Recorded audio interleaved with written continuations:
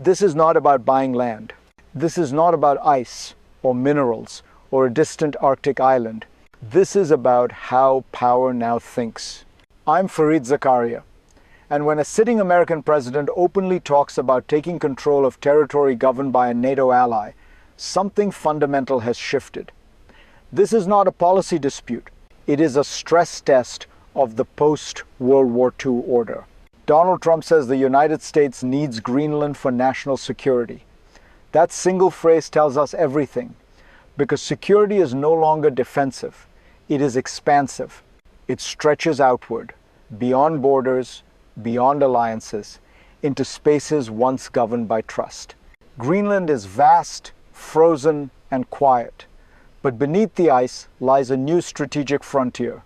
As the Arctic opens, Russian and Chinese ships appear. Shipping lanes emerge. Military logic follows. If this feels unsettling, it should stay with me, because Greenland is only the surface story. What lies underneath is a much larger question. What happens when America's security instincts begin to collide with its own alliances? And that is where this story truly begins. To understand why Greenland matters so much, we have to be precise about the problem. This is not a question of ownership. It is a question of control, access, and credibility. Greenland sits in a strategic gray zone. It is not an independent member of NATO, but it is protected by NATO through Denmark. It does not have its own military, but it hosts American forces. It is geographically part of North America, politically tied to Europe, and strategically exposed to the Arctic. That ambiguity once worked in everyone's favor. Today, it doesn't. From Washington's perspective, the Arctic is no longer peripheral. It is becoming central. Melting ice is changing maps. New routes shorten distances between continents. And great powers do not ignore new maps. Trump's argument, stripped of rhetoric, is simple. If Greenland is essential to American security, then relying on allies is no longer enough. That logic reframes partnership as vulnerability. But here is the tension. NATO is built on trust, not possession, on coordination, not coercion. And once that distinction blurs, the entire structure begins to strain. That strain did not appear overnight. It has a history. To see how we arrived here, we have to step back. Greenland's story is not new. It is cyclical, and it sits at the intersection of geography, empire, and fear. For nearly 300 years, Greenland has been controlled by Denmark, a small European power governing a vast Arctic territory thousands of kilometers away. For much of that time, the island was isolated, poor, and strategically overlooked. That changed during World War II. When Nazi Germany occupied Denmark, the United States moved quickly. American forces entered Greenland, not to claim it, but to protect it. Military bases were built, radio stations established. Security logic replaced distance. After the war, the Americans stayed. Pituffik Space Base, once Thule Air Base, became a permanent fixture. In 1951, a defense agreement formalized the U.S. role in protecting Greenland. Sovereignty remained Danish, security became American. Over time, Greenland gained home rule. Control over most internal policies shifted to its people. But foreign affairs and defense stayed with Denmark. The old arrangement survived because the world was stable. Now that stability is fading, and arrangements built for yesterday's world are being tested by today's realities. That brings us to the first breaking point. The first real rupture came not quietly, but dramatically. After a recent American military raid in Venezuela, Donald Trump returned to a familiar theme, Greenland. This time, not as a passing idea, but as an assertion of intent. The message was unmistakable. The United States was actively discussing options to take control of the island. Greenland's Prime Minister responded bluntly. "That's enough now," he said, calling the idea a fantasy. Denmark echoed the rejection. For Copenhagen, this was no longer theoretical. It was a direct challenge. Then the rhetoric escalated. The White House confirmed that multiple paths were under discussion, including the possible use of the U.S. military. One senior aide dismissed resistance outright, saying no one would fight America over Greenland's future. At almost the same time, another message emerged. The Secretary of State suggested the plan was to buy, not invade. The language softened, but the pressure remained. If you are wondering why this moment matters, pause here. Because this is when strategy turns into coercion, and when coercion enters an alliance, trust begins to fracture. That fracture would only widen. Behind the headlines and the threats lies a deeper mechanism, one that explains why Greenland suddenly feels indispensable to Washington. This is not about conquest in the old imperial sense. It is about preemption. In a world where great powers compete everywhere at once, control is no longer seized after a crisis. It is secured before one can emerge. The Arctic is opening faster than any other region on Earth. Ice retreats, access expands, and where access expands, power follows. Shipping routes shorten the distance between Asia, Europe, and North America. Military planners seek corridors, not coastlines. Trump's repeated references to Russian and Chinese ships are not accidental. They reflect a belief shared by many in Washington that strategic gaps invite rivals. And Greenland, lightly populated and ambiguously governed, looks like a gap. In this logic, alliances are useful but insufficient. They rely on coordination, consent, and time. Preemption relies on certainty and control.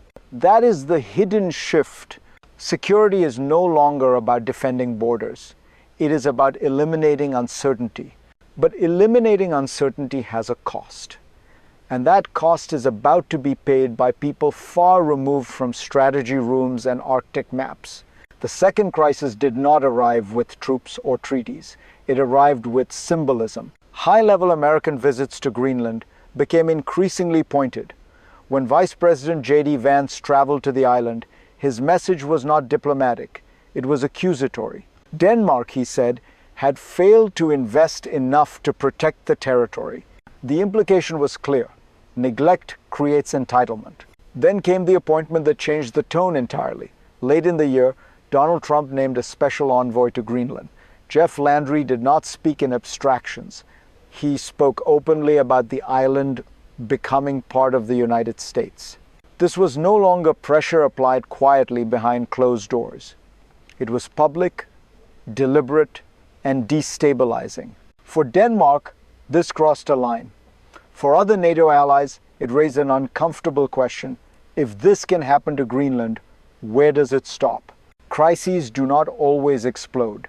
Some spread slowly, eroding norms until resistance feels futile. And by this point, the issue was no longer about sovereignty on a map. It was about something far more personal. Because now, the consequences were being felt by the people who actually live there.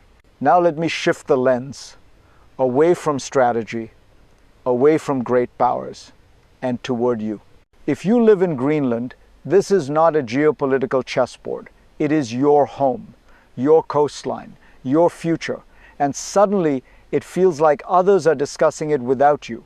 Greenland has no army, no seat at NATO. Yet its fate is debated in Washington, Copenhagen, and beyond. Polls show many Greenlanders want independence from Denmark, but an overwhelming majority reject becoming part of the United States. You hear the language being used: acquisition, security, control, and it feels less like protection and more like erasure. Local leaders have been clear. No more pressure, no more insinuations. Dialogue is welcome, but only with respect for international law and dignity. This matters beyond Greenland, because if people can be treated as strategic assets, then any small society can be. If this story resonates with you, don't look away. Share it. Talk about it. Because the quiet voices are the first to be drowned out when power speaks loudly. And their silence would echo far beyond the Arctic. What is unfolding in Greenland does not stay in Greenland. It travels outward through alliances, institutions, and assumptions that have structured global order for decades. Denmark's reaction was swift and unusually blunt. Its prime minister warned that any attempt to take Greenland would mark the end of the transatlantic alliance as it has been known. Other NATO leaders followed. Joint statements made one point unmistakably clear: Greenland's future can only be decided by Greenland and Denmark. This is not diplomatic theater. NATO is built on the idea that power is restrained by consent. When one member openly pressures another over territory, that principle weakens. For Europe, the fear is precedent. If security claims justify coercion inside an alliance, then smaller states are no longer protected by rules, only by relevance. For rivals like Russia and China, the message is different. They see fractures, they see Western unity tested not by external attack, but by internal pressure. Global order rarely collapses all at once. It erodes, case by case, exception by exception. And when erosion becomes visible, the world begins to adjust its expectations. The question now is not whether this matters globally. It is how far the consequences will reach. So where does this lead? There are three possible futures, and none of them are abstract. The first is the best-case scenario. Tensions cool, the United States pulls back from coercive language. Cooperation deepens instead of fractures. Greenland gains more autonomy through negotiation, not pressure. NATO adapts to the Arctic together, preserving trust while addressing security concerns. Order bends, but it does not break. The second future is messier. Rhetoric continues. Pressure becomes normalized. Greenland remains formally Danish, but informally constrained by American expectations. NATO survives, but thinner, more transactional, less certain. Alliances still exist, but they feel conditional. Then there is the worst-case path. Security logic fully overrides restraint. Precedent is set. Strong states inside alliances act unilaterally. Smaller partners hedge, doubt, and drift. Trust collapses not with a war, but with resignation. History teaches us something uncomfortable. Systems do not fail when they are attacked. They fail when their rules are quietly ignored. Greenland is not the end of this story. It is a signal. And signals, if misunderstood or dismissed, have a way of shaping the future before anyone realizes it. That brings us to the final question. This story is not really about Greenland. It is about a moment of transition. I'm Fareed Zakaria, and moments like this tell us when the rules of the world are being rewritten not loudly, not formally, but through behavior, through what powerful countries believe they are entitled to do in the name of security. For 75 years, alliances like NATO worked because power accepted limits, because security was shared, not seized. Greenland tests that assumption. The island is quiet. Its people are few. But the question it raises is enormous. Can a rules-based order survive when even its strongest members begin to doubt the value of restraint? If you take one thing away from this story, let it be this. The future of global stability will not be decided only by rivals and enemies. It will be decided by how allies treat one another when fear enters the room. If you found this analysis valuable, share it. Not to provoke outrage, but to provoke thought. And if you want to understand how power, fear, and geography are reshaping the world, stay with me. Because the next story will not be about ice.